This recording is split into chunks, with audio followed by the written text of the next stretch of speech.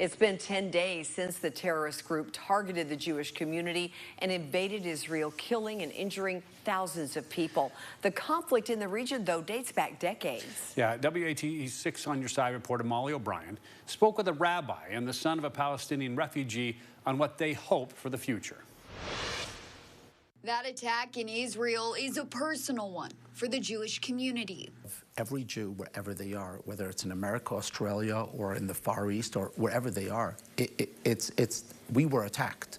Brian Goldberg, the president of the Knoxville Jewish Alliance, says since the attack, there has been a rise in anti-Semitism. Since that time, we've seen over 400% increase in anti-Semitic acts of hatred. We're talking about vandalism, aggression, assault, and it's not just here in America. Now, Jewish schools and synagogues are ramping up security. I was talking to our security professional. Right before that, I was talking with security groups within our synagogues and temple here locally. We're in contact with local PD. We're in contact with our network of security partners regionally in the state of Tennessee and nationally. Just yesterday, I was in Washington, D.C. to get debriefed by Secretary Mayorkas and the Department of Homeland Security and what they're doing from the top down. President Biden visiting with Israeli Prime Minister Benjamin Netanyahu earlier today.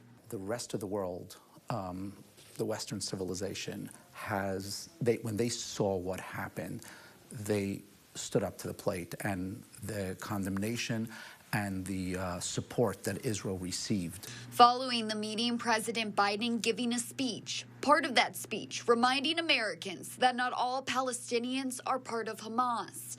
That message is important to the son of a Palestinian refugee. Some of them denying the very existence of a Palestinian people or the existence of occupation. It perpetuates harm, and it perpetuates Islamophobia. It perpetuates anti-Palestinian hate. On Friday, several groups are organizing a rally on Market Square to, quote, free Palestine. We are organizing this action along with Jewish Voice for Peace, along with Women in Black, which was a group of Israeli and Palestinian women who organized to push for an end to the occupation. We are organizing it with the local Muslim community.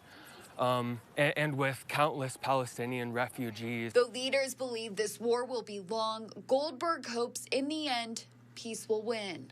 Palestinians and Israelis are living in the land of Israel side by side, together in love. Whether or not that's two states or some iteration of that is a political decision to be made by regional partners, and I'm sure America will have a play in that. In Knoxville, Molly O'Brien, WATE 6 on Your Side.